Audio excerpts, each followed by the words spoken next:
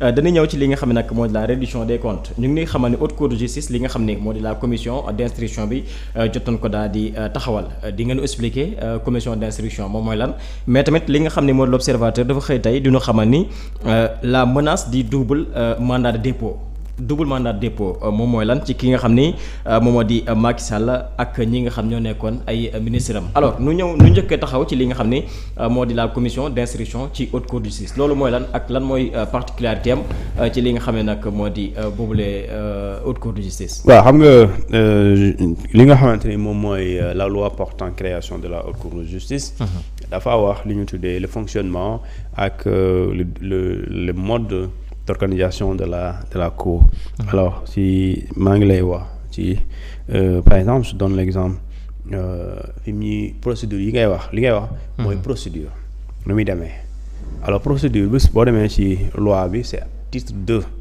Alors ñu ne la section 1 des mises en accusation. D'abord balaa nga naan instruction da ngay toll d'abord mise en accusation. Mise en accusation moo jiitu instruction. La mise en accusation ñu ne c'est la résolution de l'Assemblée nationale votée dans les conditions prévues par l'article 101 de la Constitution. Donc 101 mooy tey wax na la nan la ñuy defee mise en accusation bi. Alors pourtant en accusation devant la haute cour de justice contient les prénoms, les noms et fonctions des accusés.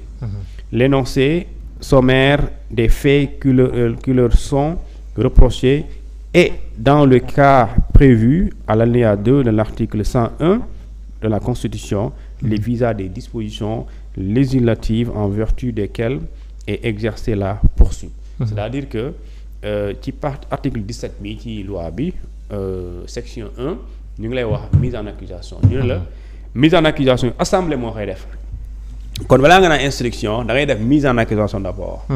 te mise en accusation li ko jiitu mooy fait acte jëf maanaam mbir mi nga jàpp ne mbir bii boo ko dajalee war nga ci mën a topp nit mooy d'abord mooy yooyu.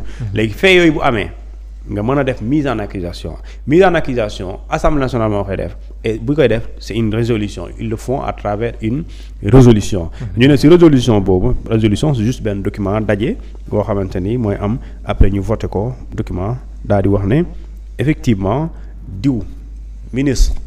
diw doomi diw nee la tel ministre nangam anciennement wala président nangam. d'accord nee la et cetera ñu expliquer fait yi nga xamante ni moom la ñu bëgg moom moo tax ñu mettre ko en accusation. bu ñu paree ci loolu effectivement nga dem ci article 18 mu ne la les membres de l'Assemblée nationale faisant partie de la haute cour de justice ne prennent part ni au débat ni effectivement au vote sur la mise en accusation. C'est-à-dire que ñoom bu ñu expliquer lii ba pare ñoom dañuy retirer wu duñ bokk ci débat yi. débat yooyu duñ ci bokk effectivement léegi instruction boobu nga wax c'est section 2 ñu ne l'instruction c'est quoi article 20 dans les 24 heures de la réception de la résolution le procureur général notifie la mise en accusation au président de la haute cour de justice et au président de la commission d'instruction. C'est-à-dire soo leen defee li ñu tuddee la mise en accusation ba pare. résolution bi ngeen defee pare ak éléments yi ma la wax léegi boo bëggee ñu xool loolu il faudra 24 heures après ginnaaw bu ñu jotee résolution boobu d'accord. procureur bi nga xamante moom mooy le procureur général moom mooy notifier la mise en accusation au président de la haute cour de justice maanaam procureur général. de la cour d'appel moom mooy notifier mise en accusation ki nga xamante moom moo jiite haute cour de justice ne ko député yi def nañu résolution def nañ mise en accusation Massamba Mademba pour jëf ci léegi nag voilà kayit yaa ngi nii léegi su boobaa notifier ko le président de la haute cour de justice et le président justement de ce qu'on appelle de la commission d'instruction mooy ki yoree wàllum instruction ku jiite commission boobu léegi article 2 21 mu ne la commission d'instruction est convoquée sans délai maanaam dès l'instant ñu jot résolution boobu dañ leen di convoquer c'est-à-dire amul délai amul suba ginnaaw suba bu dee tey ci suba ñu convoquer leen duñ xaar na ay semaine prochaine et cetera maanaam du yàgg maanaam de manière simple du yàgg voilà sans délai alors ñu ne sans délai sur ordre de son président sur ordre du président de l'instruction c'est le président de la commission d'instruction qui convoque justement ñi nga xamante ni mooy l'inculpé mooy nit ki ñu. ku ñu jiiñ. moom moo koy mu convoqué ko. alors à faire assurer sa défense par un avocat régulièrement inscrit ou bien par toute personne de son choix c'est-à-dire que du pour àtte mais da ko naan ñëwal nga assurer sa défense parce que yow dañoo am pi kayit yoo xam ne dañoo wane ne yow. jëf ji lañ lay toppee. léegi nag yow mën nga ñëw nga assurer sa défense. nga ut avocat boo xamante ne dafa inscrit ci barreau d'accord wala koo xamante ni d'accord ku la doy la. de façon na nekk avocat léegi ñu ne ou bien par toute personne de son choix. xam nga comme Farba xam nga député bu ñuy dindi immunité parlementaire am. dafay am lu ñuy tuddee un défenseur. mais foofu la différence fii mooy. foofu défenseur bu waxuñu ne un avocat inscrit. foofu dañ ne un défenseur c'est-à-dire qui est. un parmi ses collègues mais fii dañ ne.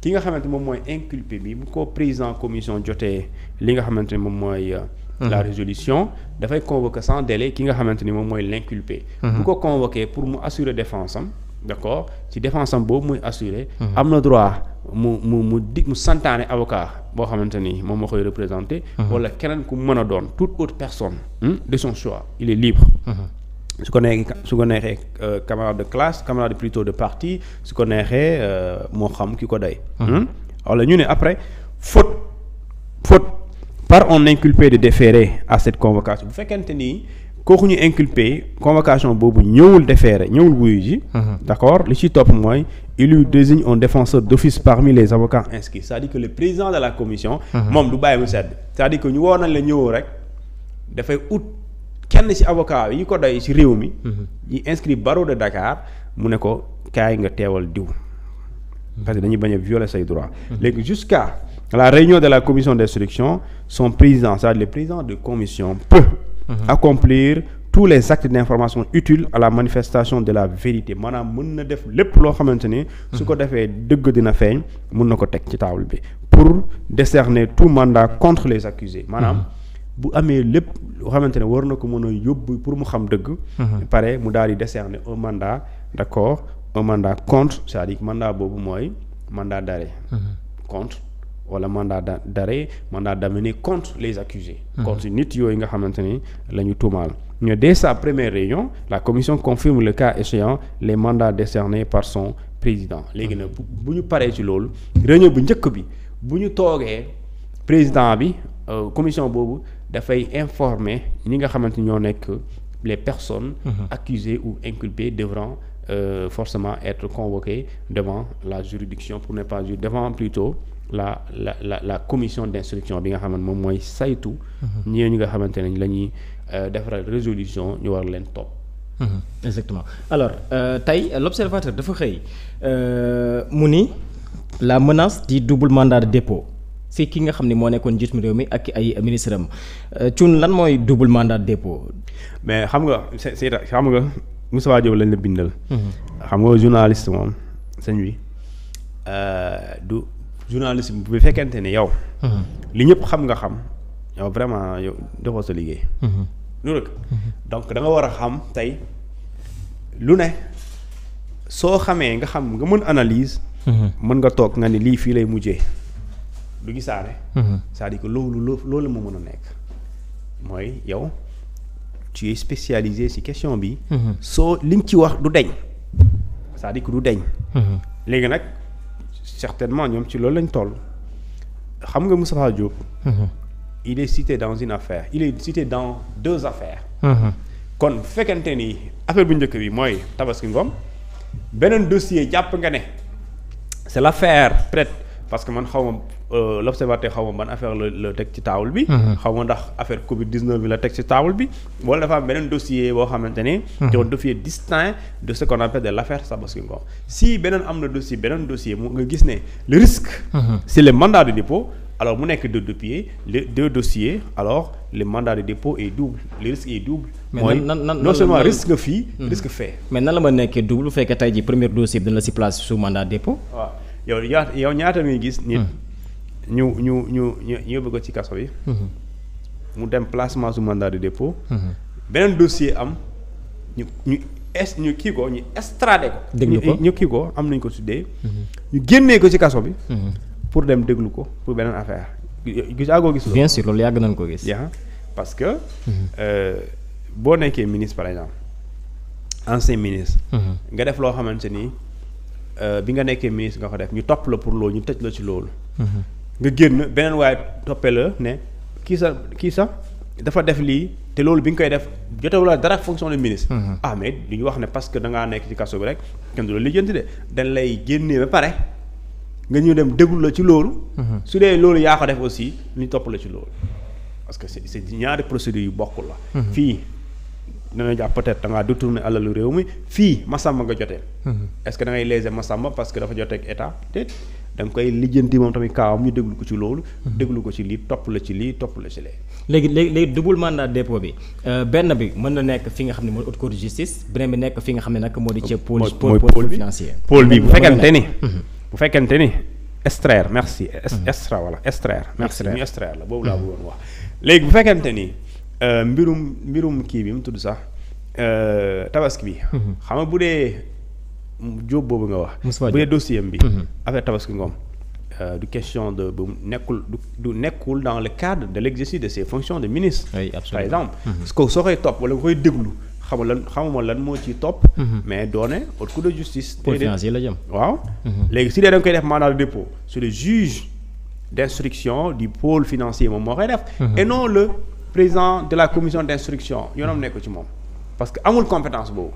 parce que du domaine am mais bu fekkente ni sëriñ boobu da am beneen dossier boobu fee mu ngi am ginnaaw bu mu nekkee ministre.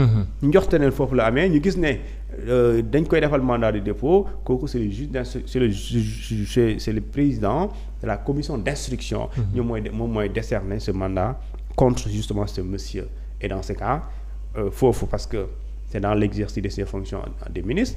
Et là c'est en dehors de ses fonctions d'ancien ministre et su boobaa da ngay gis ne ce sera deux dossiers distincts. dossier bii bi nga nekkee ministre dossier bii bi nga nekkulee ministre mais bëgg nañ mu leer. léegi nag ndax dañ lay mandat de dépôt doublement mooy le risque est double d'ailleurs. da ngay tëdd fii.